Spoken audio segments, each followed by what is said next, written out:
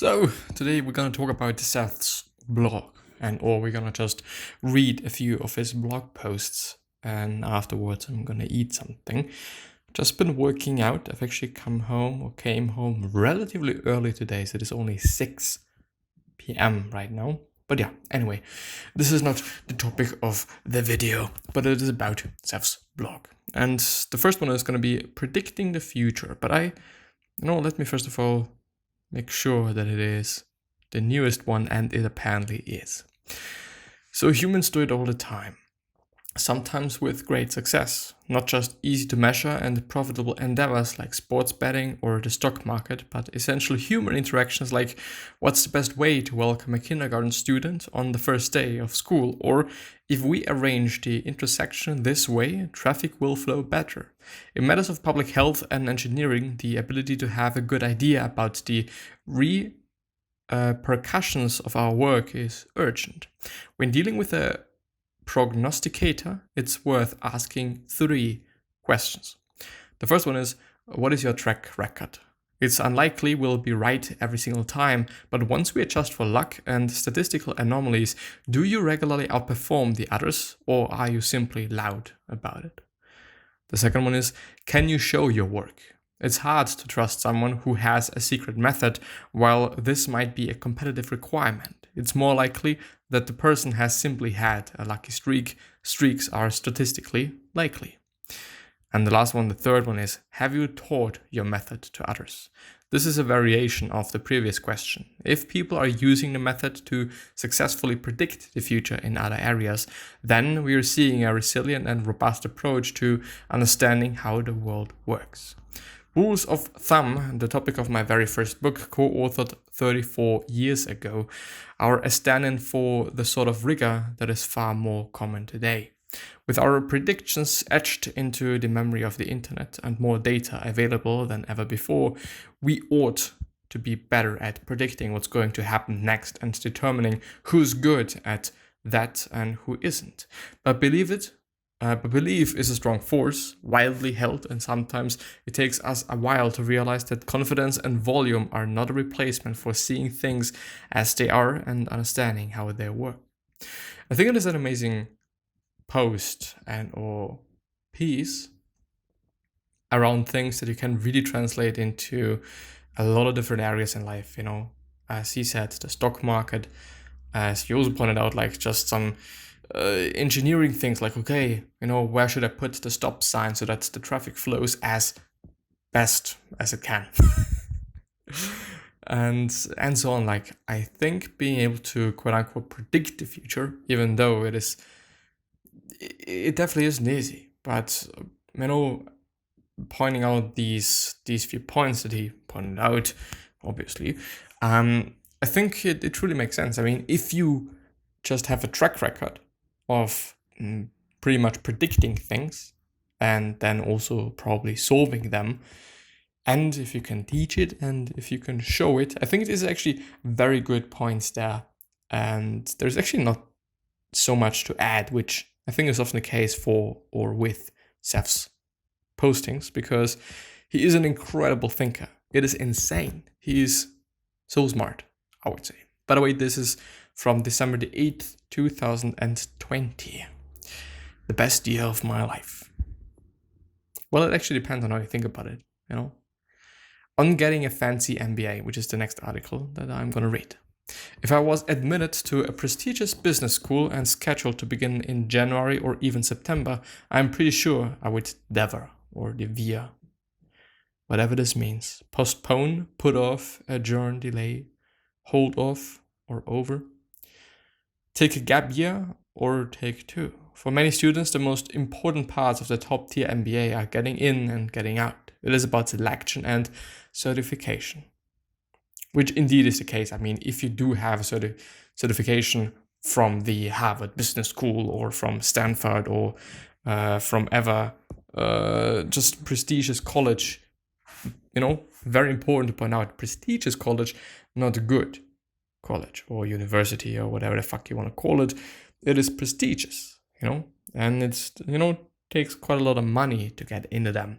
It's not about good and bad. It's about basically showing things, and old schemes and old thoughts, because we always thought that Harvard or those people that graduated from Harvard or Oxford or whatever college you may add here, that these people are pretty good. And nowadays it of course is more or less a brand, as well as Nike is standing for something and Adidas is standing for something, or Adidas actually, and many other brands, BMW, Mercedes, whatever you're talking about, these all stand for something. And Oxford and Stanford, they stand for, well, anyway, and Harvard, they all stand for something, they have some prestige, they have certain descriptions and certain words put after them and stuff like that. But yeah, it's not necessarily about good and bad, but just prestigious. It's just something that I wanted to point out. But anyway, for the last 70 years, the most famous graduate schools in business have been honing a particular model of teaching and value creation. They excel at sometimes a magical sort of classroom experience, one that uses exclusivity and status and real-time high-stakes interaction to create an esprit de corps, or esprit de corps, keine Ahnung, yes, I don't know, in German, I don't know, keine Ahnung. As well as occasional moments of real growth. And when a program works, the 350k in tuition and opportunity cost for 2 years can be repaid with a fancy job that brings leverage and impact to the certified graduate. The scarce degree is a signaling mechanism for a certain group of consultants and investment banks eager to hire people who have been filtered out and paid their dues as a way of showing commitment to a specific career. It's predicted that more people will apply this year than ever before. In uncertain times, the process feels reassuring. For most students, the elite MBA is about the prize at the end, not the learning or the experience. Due to the pandemic, many of those in-person interactions moved online. And if the schools are honest about it, the interactions they offered online aren't very good. Instead of the result of nearly a century of improvement, they are often slapped together and they are filled with compromise. The people who built them weren't charged with improving what was on offer on campus. They were supposed to come up with something that would either augment it or be a less expensive and less prestigious alternative for people who couldn't participate in the quote-unquote real program. My alma mater was proud to have shifted online in a matter of weeks, but they certainly realized that if it didn't have the fancy name on it, it wouldn't have been worth much. After a semester or even a full year of this, it's quite possible you won't have really gotten to know your peers, nor will you have learned much more than you could have from a close reading of 20 books. And for many, that's okay, because they are paying for the certification and or for the certificate, not the learning. I wrote about this 20 years ago. When I taught at the NYU Graduate School of Business, I was amazed, not by the caliber of students, which was very high, but at how little emotional enrollment and intellectual curiosity many of them had in learning what was on offer. A few realized how much they could learn, but many of the students were simply concerned with what was on the test, which, by the way, is some sort of a reoccurring scheme of Seth Godin, as well as some other things. But okay, what's on the test is a fucking bad question, because it's not about the test in the end. And I've taken so many tests in my life, and afterwards I've forgotten quite everything that I've learned, nearly everything, but those things that I really cared about on an emotional level or whatever level it might be. But I've forgotten so many things that are just really irrelevant right now, and things that, turn out to not be of importance for me and or for my life. But yeah, when I started the old MBA, which is it's Seth's university or program or workshops. I'm actually not quite sure. It's more or less a university, I would say. Please check it out. I think it is cool if you're interested in that. He's an amazing person. He's trying to really do something great because he's fucking standing for that. And yeah. 5 years ago, I probably chose the wrong name for it because I didn't set out to replace the business school. Instead, the goal has always been to use a new medium in a new way to create a 30-day experience that does what it does better than it could be done in any other way. As a filtering or certifying sorting mechanism, the elite MBA remains a profitable path for the few people who end up at McKinsey and similar institutions. But most of us don't have those jobs and don't want to do that work. Instead, we have the opportunity to level up and figure out how to find more relevance and impact in the work we choose to do. We don't need a certificate. Instead, it's about learning to see and exploring how to make an impact. The old MBA and its parents, Akimbo, are now independently owned and run a B Corp committed to doing work that matters. But the mission hasn't changed: to use this new medium in a productive way to help people level up. If you have been wondering, is this all there is to work? It might be a good time to check out the old MBA. If you're ready to lean into the process and the learning without giving up your day job or focusing on scarcity, the old MBA could be a good fit. No teachers, no gurus, no tests, no accreditations, simply community and service of finding a better way forward. The early decision admission deadline is tomorrow, Tuesday. If you know someone in traditional education who is eager to push their medium forward, I hope you'll point them to what they are building at Akimbo. It's 2% of the cost. It couldn't be better than what the famous schools are offering online, but I'm pretty certain that it is. Education and learning are often very different, and online is not simply the same as sitting in a very big classroom with a keyboard. It's an entirely new form of pedagogy, and one that's about doing, not complying, about possibility, not coercion. We have the chance to make things better, to learn and to lead together, which rhymes, which I think is or was intentional. But yeah, anyway, I do want to point out one thing, which is, and I'm just searching for it, we don't need a certificate. Instead, it's about learning to see. And I was actually very grateful and fortunate that I'm still grateful for it, that I've been attending a graphic design school, and it really taught me how to see things. And I would say that I'm seeing with my eyes and my mind, basically, different things and more things than many people do, I guess. You know, I do have such a feeling, and I've also talked to a colleague of mine, a schoolmate of mine, a friend of mine, actually. And he said, yeah, no, it's been worth it. You know, he actually wanted to do something different initially, but it's in the end been worth it solely for the purpose of, or solely for the ability to see things and see things differently and notice things and whatnot, because this is what we did. You know, we learned to see, we learned to, see. And I think this is just really important in just many areas of life. And, you know, by kind of, you know, changing the semantics and all the context of the whole thing, if you see failures and or faults or some things that you could just work on in yourself, then you can do something about it. You know, if you don't see them, if you don't recognize them, then you can't do anything about them just because you don't know that they are there. You know, starting with seeing is most often the case. Trading trust for attention. The old adage was always wrong. Say whatever you like, but spell my name right.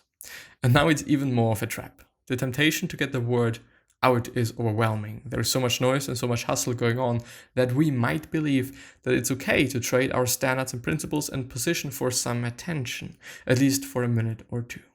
The latest viral video for an online dating site, and it features Satan as one of their customers. Nicely shot, sort of funny, with just the right amount of inside humor. There's no arguing that it got attention. The latest viral video is for an online dating site, and it features Satan. I do just know that, what is it called? The actor of Deadpool, Ryan Reynolds. Yeah, Ryan Reynolds. He is actually putting out a lot of work on YouTube, I think specifically, which are very short clips, and they all are, you know, really funny. At least in my point of view, I just really enjoy this humor, or this type of humor. And it's actually been that, Satan Meeting 2020, I think the video is called. You might be checking it out. I might be also adding it to the description and the show notes if you're interested and if I don't forget about it. But I'm probably gonna forget about it. But yeah, really interesting. I do think, though, that he does not think about this video anyway. But it burned trust. It established an image that contradicts the position they worked hard to earn for more than a decade. There have always been shortcuts to attention, but the only purpose of advertising of any kind is to cause action, and action only happens when there is trust involved.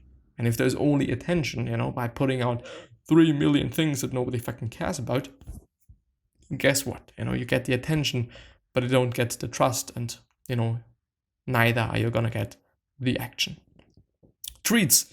The only way to train a group of sea monkeys is by triggering an instinctual reaction. The best way to train a dog is with tiny, tasty treats, combined with calm and consistent feedback. I do just want to point out something. The best way to train a dog is with tiny, tasty treats. TTT, tiny, tasty treats. I would say that this is on purpose as well, combined with calm and consistent feedback. Combined, calm, consistent. Some dog owners resist this approach because it doesn't seem like the dog is really engaged or paying attention or learning anything if there is too direct a connection between the actual treat and the action of the dog. It's tempting to resort to punishment instead because it's not only immediate, but for some trainers it can relieve frustration and requires less patience, but punishment creates trauma. Humans make up a lot of stories about what motivates us, but sooner or later many of our stories evolve feedback. We are not sea monkeys, but we are well aware of how the world around us treats us. The most persistent changes in behavior happen when the story is so ingrained we forgot all about the feedback that reinforced it in the first place. But it still started with the desire to be seen, to be treated with respect, to receive the dignity we each deserve. Ring a bell. I want to reread that.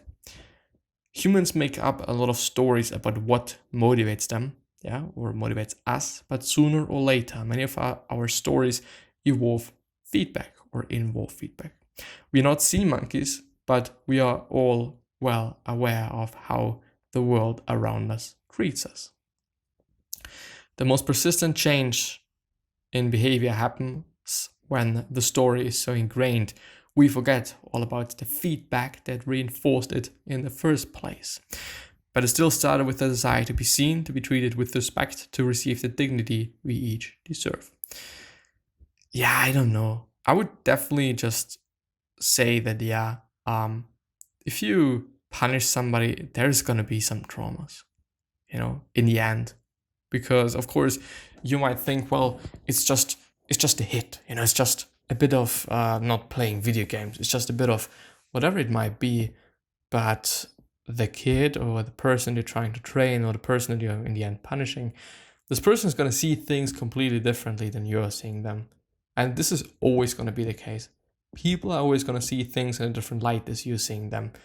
And it might just be way more severe for you than, or for this person than it is for you, which is also one of the reasons why saying it's not that bad, it could be worse, to a person that maybe, for example, is dealing with depression or whatever it might be, because in the end, you don't know. In the end, we don't know, unless this person is really articulating it in a good way as well, so that we understand, okay, it's actually pretty important for this person, or this thing, whatever it is about, is very important for this person, and this person is crushed because of that and is really feeling bad and it's affected by that. So yeah, I don't know, I think it just always makes sense to and the funny thing is, I think that he talked about that before in a different way, but it makes sense to create behavior, and I'm really trying to put this in good words so that it's understandable, or communicate that in good words, with good words, whatever. Creating behavior in other people by reinforcing this behavior. Meaning, okay, and I actually also do that, which is quite funny, and I think I've gotten that from Seth Godin actually. For example, if I see siblings or somebody else doing something that I truly appreciate, and truly am grateful for and like, then I'm gonna point that out. I'm gonna be like, wow, I've really enjoyed you doing that, you saying that, you taking care of this person, you whatever. And then it creates a loop of, at least my point of view as I'm thinking about it, of, okay, I am me and I'm doing this, and this person that I probably value, this person's opinion that I value, and this person that I think is important for me likes that I'm doing this and that. So I'm going to do more of this and that so that I'm going to feel good about myself because this person is saying, or this person is treating me, or this person is just giving me something, acknowledgement or whatever it might be. But on the other hand, then I think if you're doing it in that way, then if you see something that you don't appreciate, just not pointing it out might, I think, then be the way to go. But the problem is like,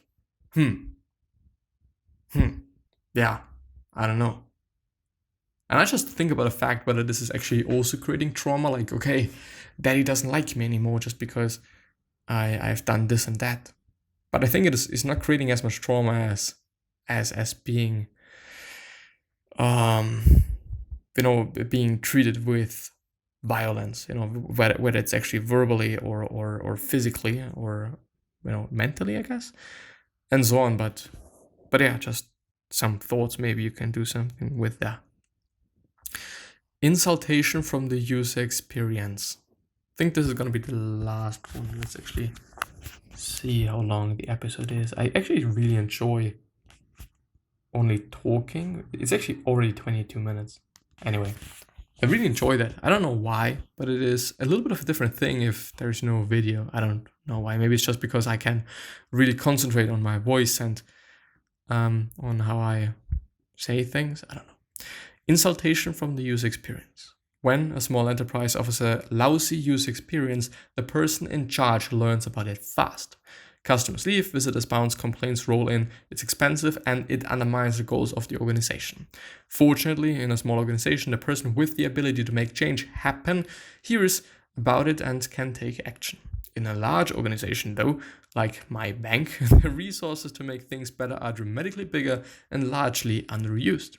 That's because the person who should take action has other priorities. Not only are they exposed to the valuable feedback that frontline workers get because the organization doesn't reward bad news, but they haven't prioritized getting the user experience right.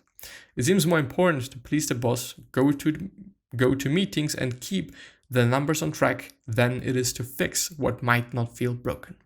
Spend some time in the store, visit your own website to get work done the way a customer would, answer the tech phone calls for a few hours, and figure out how to turn the user experience into a metric that's as easy to measure as how much money you made last month. It's about the customer, it's about the end user, and it's not about the boss. It's always like, okay, I'm working for my boss, but in the end, people should be working for the end user, or at least the boss should be communicating that, like, okay, or the boss should be, well, you could also be doing it in this way. The boss is focused on the customer, really has a big ear for things the customer wants and needs and whatnot, and then, the employees can do things for the boss because in the end, the boss is the customer. But then, you need to understand the customer, which, you know what I mean. Everything should be done for the end user and for the customer in the real end. But I'm going to end the episode there. So I wish you the best health, of happiness, and all success. And also hope that you're going to rise health and you're going to be remembered. Which basically means your legacy and basically means just being a nice person and remembered as a nice person, which is a pretty fucking cool thing as well. 3 other questions. I don't know who you are. Why are you here? What are you trying to change and what is bothering you the most? These 3 questions hopefully going to show you your purpose and maybe even a business idea, which is amazing. And one last idea that I want to share with you is what could you essentially say to another person that is indeed going to change their life, because I totally believe that we all can say something and we all can communicate something that's indeed going to change their life. And that being said, hopefully going to see you the next time. So please take care of yourself, your family members, all of your loved ones, and of course, friends. And with that being said, bye-bye.